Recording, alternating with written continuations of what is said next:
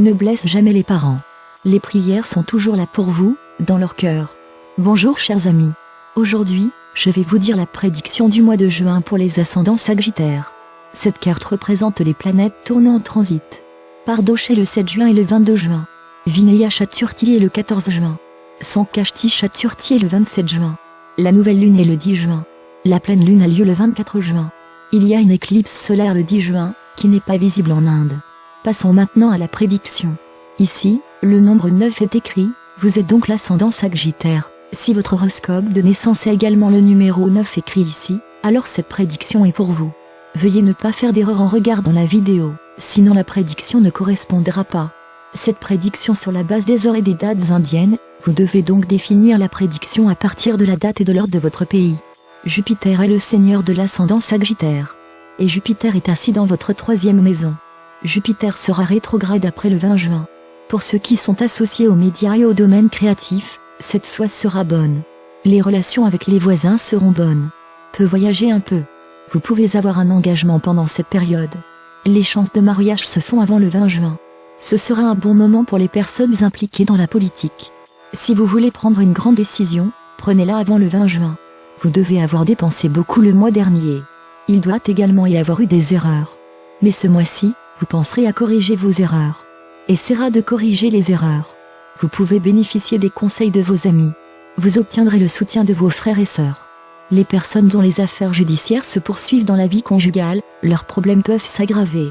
Ne vous disputez pas avec vos beaux-parents. Si vous souhaitez développer votre activité, attendez le 13 septembre. Les étudiants devront travailler dur. Il n'y a rien de particulièrement propice à la relation amoureuse. N'investissez pas en bourse. Saturne est assise dans la 2e maison avec rétrograde. Saturne inspectera votre 8e maison, et dans la 8e maison, Mars est assis dans le signe du zodiaque affaibli. Vous devez faire attention lorsque vous conduisez. Vous pouvez subir des blessures mineures. Vous serez intéressé par les disciplines occultes. Vous ne devriez pas avoir de débat avec vos beaux-parents. Si vous avez une histoire d'amour avec quelqu'un, soyez prudent.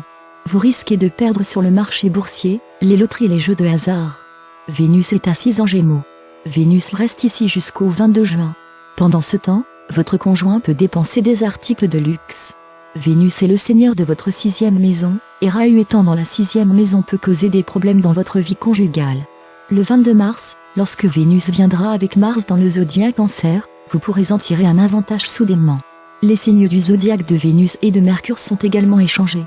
Mercure sera rétrograde à partir du 3 juin. Mercure est assis dans votre 6e maison. En raison de laquelle votre ancien coincé, le travail de bureau sera terminé. S'il y avait un différend avec votre partenaire commercial ou avec votre partenaire de vie, vous obtiendrez également un soulagement. En ayant Sun et Rahu dans la 6e maison, vos ennemis partiront. Personne ne vous guettera. Il peut y avoir des différends avec votre patron. Ceux qui poursuivent des examens compétitifs peuvent réussir. Si vous êtes troublé par une maladie, cette maladie disparaîtra. Votre relation avec votre oncle maternel peut être altérée. Il y a peut-être une conspiration derrière vous. Vous aurez des troubles mentaux. Le soleil restera en Taureau jusqu'au 15 juin. Après cela, lorsque le soleil se déplacera en Gémeaux, Sun soutiendra votre carrière. Votre ego grandira. Votre confiance augmentera. La colère de votre conjoint augmentera également. Alors maintenant, voyons les mauvais jours. Vous êtes, où je suis, 1 ou 2 jours par mois, ce qui nous donne du stress, de l'inconfort, des ennuis. Les pessimistes le font, et c'est le moment où le seigneur de l'esprit et du cerveau entre en position négative. Quand la lune arrive dans la 6e, 8e ou 12e maison, cela nous fait mal. Ceux qui n'ont pas une bonne naissance lunaire peuvent observer Pradosh les 7 et 22 juin. C'est le jeûne du seigneur Shiva. 8, 9 et 10 juin. 13 et 14 juin. 24 et 25 juin. Il y aura de mauvais jours pour vous, vous ne devriez donc pas prendre de mauvaises décisions ce jour-là. C'est bien si vous ne tombez pas dans le désordre des déchets. Contrôlez votre discours. Ne dites pas que l'âme de quelqu'un est blessée. Vos dépenses peuvent augmenter. Des problèmes de santé peuvent également survenir. Maintenant, connaissez GAJ, Keshri Yoga. Lorsque Jupiter et la Lune sont ensemble, ou que Jupiter et la Lune se font face, ou à 4 endroits, alors GAJ, Keshri Yoga se forme.